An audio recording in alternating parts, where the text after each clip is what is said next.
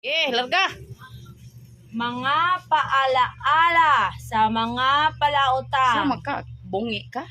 Panatilihing ingatan ang Eskwela, pasok sa tarong, day. lahat ng oras. Oras god. Pakitiyak na dumalo sa lingguhang pagpupulong at siguraduhin na dalhin ang Sa Pasko nagtinga. Nahubog Ba? ka, Ellen?